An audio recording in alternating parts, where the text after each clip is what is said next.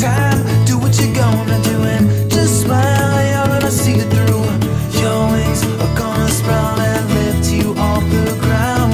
No, take time, do what you're gonna do. With a population of 42,000 people, that's the size of a typical town, and just 18 kilometres long and 8 kilometres wide, the tiny island of Rodrigues is just a speck in the Indian Ocean.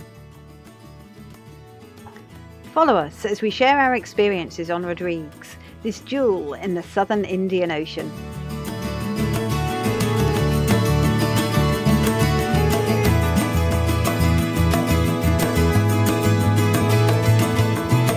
Take time, do what you're gonna do and just smile. You're gonna see it through and your wings are gonna sprout and lift you off the ground. No, no, take time, do what you're gonna do, just smile. After a tough 1200 nautical mile sail in up to 6-metre waves and shrieking 50-knot winds, we were delighted to finally arrive in the beautiful island of Rodrigues. Compared to the rough seas we just encountered, it was great to take shelter in calm waters. We breathed a sigh of relief as we dropped our anchor in the inner harbour waters of Port Matron, capital of Rodrigues. Using Port Mathurin as a base, we'll spend the next 3 weeks exploring this island.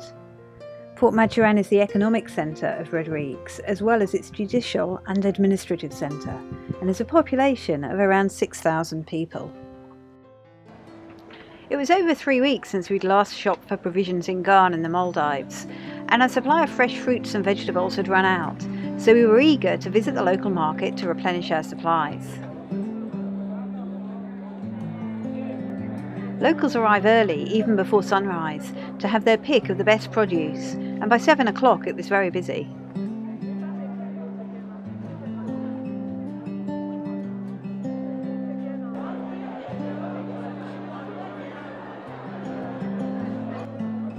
The markets are a family affair.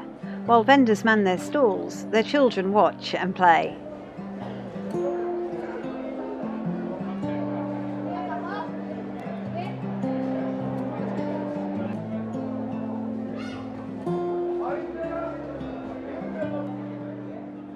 The market is not only for shopping, but also a social hub, giving an opportunity to catch up on the latest news around the island, and maybe the local gossip.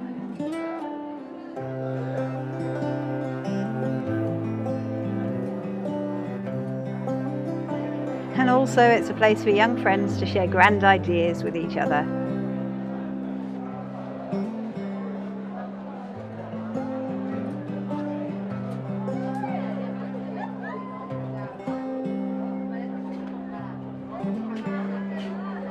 This young girl spotted Ron with his camera and quickly ran over to him, eager to see how it worked. Maybe a budding photographer, starting at an early age. Outside, additional stalls sold a variety of delicious jams and pastries and handicraft items. This charming lady sells organic teas made at her own organic garden in the countryside, and she even invited us to visit her farm. And wish you all the best on our island here.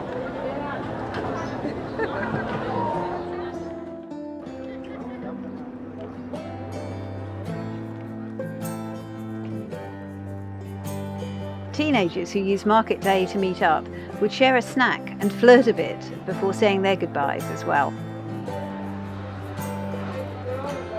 As the market winds down, people start heading back to their home communities on the island, most often by local bus. The bus stop, located right next to the market, is not only the main hub for transportation around the island, but also a great place to people watch, especially as we waited for our next bus to visit some new place in the countryside.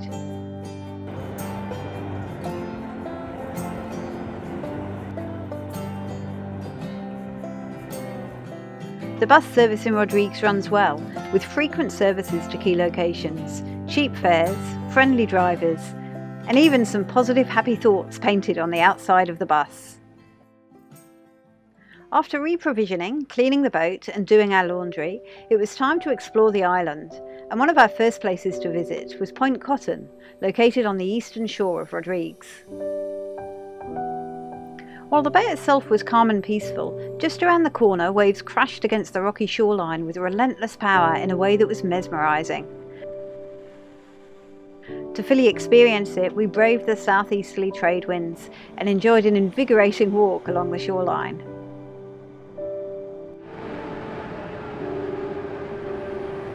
Most of our day hikes were along the east and southeast side of Rodrigues, which gave us the best views of the fringing coral reefs surrounding the island.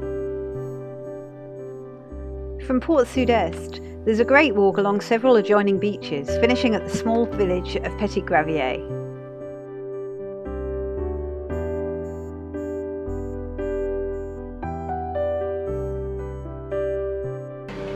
There aren't many restaurants in Petit Gravier, so after walking for a few hours, finding a small restaurant still open for lunch was a most welcome sight. Nearby, these school kids had just finished a school sports day and were politely lining up for their bus back to school. As we slept on the boat each night, after a day's exploring, we would generally catch a late afternoon bus back to Port Maturin to make sure we didn't get stranded somewhere. Our return trips often coincided with school children returning home from school, and they were just as curious and excited about seeing us as we were delighted to see them.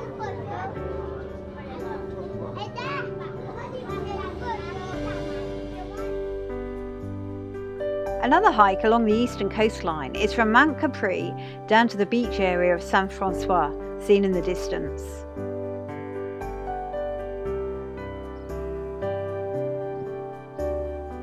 It's quite dry round here, and we saw a number of cactus plants on the way.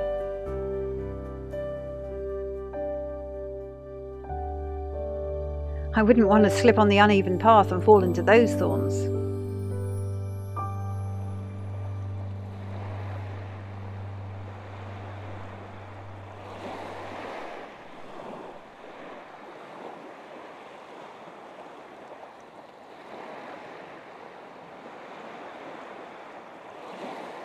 Giant tortoises used to roam freely in Rodrigues, but sadly they became extinct hundreds of years ago due to sailors taking them for food.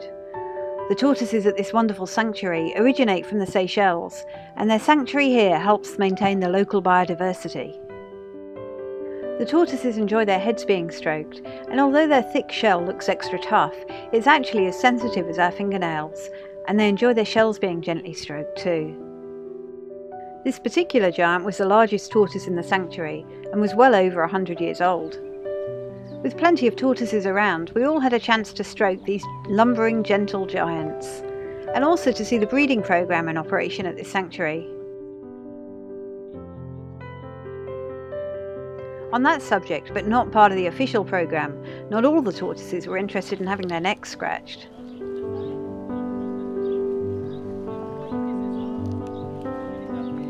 I would rate this tortoise A for effort, but F for technique. When Julian and I saw a 12-kilometre running race around Port Maturin advertised, we thought it would be a great way to see the local scenery. Only as the day got close did we realise that we'd signed up for a hilly mountain race, not the flat road race we'd envisaged. The locals took the race pretty seriously.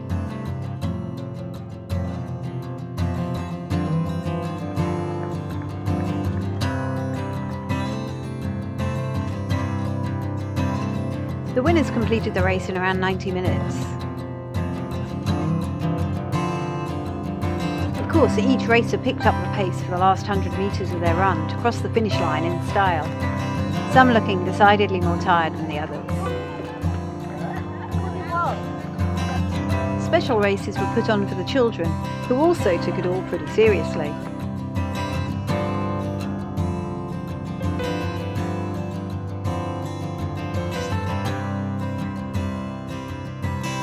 Then finally, along come Julian and I, Julian with a sprained ankle. We'd walked much of the hilly course, and Ron had nearly given up waiting for us. The awards ceremony recognised some amazing running achievement, with enough awards going around for nearly everyone to receive one.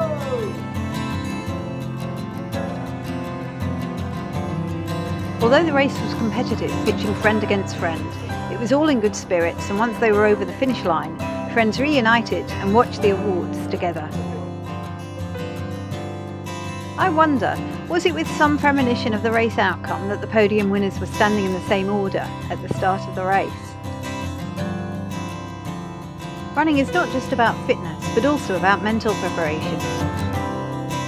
Contrast this incredible runner's focus and determination at the start of the race with her elation at being the first woman home. We were delighted to see her on the podium receiving her award. We were glad to have entered the race, and it gave us a chance to explore the Rodrigues countryside and experience the warmth of the local people, who themselves were quite tickled to have some foreigners join them for the day.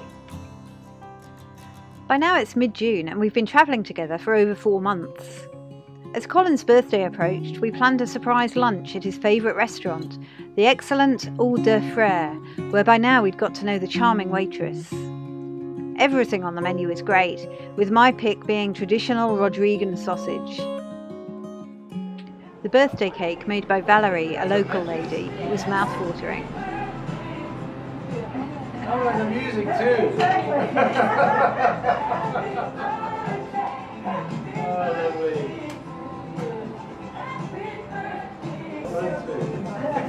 You went and made this? Huh? Where did it come from? They were organised.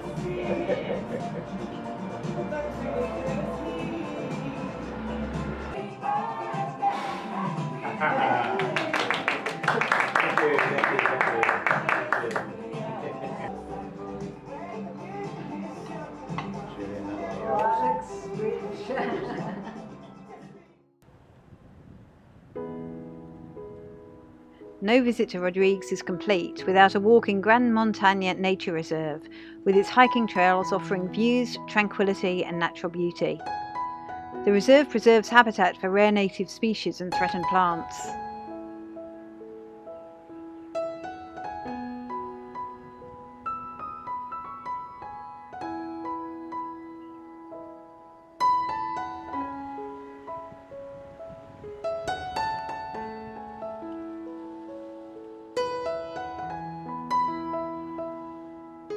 It also has huge spiders. Fortunately, they're harmless.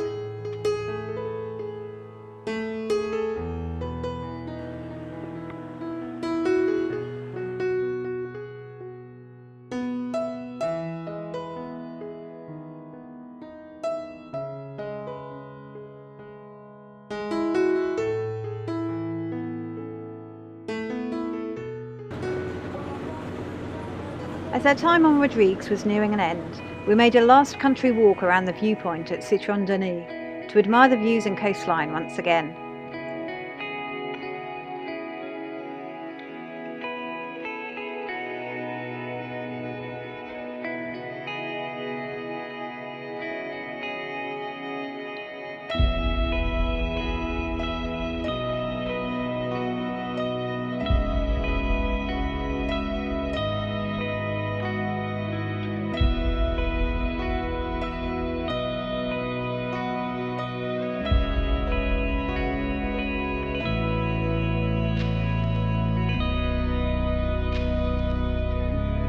As we gazed at all the pristine marine environment and lush green hillsides, we were so glad to have included Rodrigues in our Indian Ocean sailing schedule. Returning back to Port Maturin in the afternoon, we found ourselves once more on a busload of delightful children returning home from school.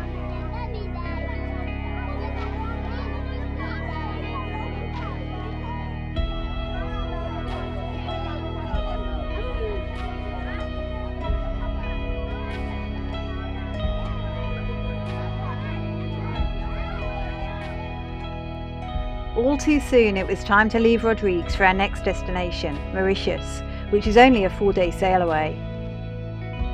Before departure we checked the mast and rigging to make sure everything was okay. This time it was Julian's turn. Julian uses a climbing harness as backup to the bosun's chair, which is secure and reliable. He went up and down the mast in no time at all. Well, maybe not quite that fast. As the weekly supply ship left harbour to return to Port Louis, Mauritius, this was our cue that it was time for us to leave as well. Here's one for dreamers who took that step. Subscribe to our channel and follow us as we continue our epic adventure across the southern Indian Ocean and onwards around the world. Here's one for misfits who broke the rules, who feared the boredom more than scorn or ridicule. You're scared to fly in the endless sky, when the voices say that there's no way you'll ever make the grade. Let's say you try and you fall from high. When the sun is set, will you regret the fall, or the times you did nothing at all?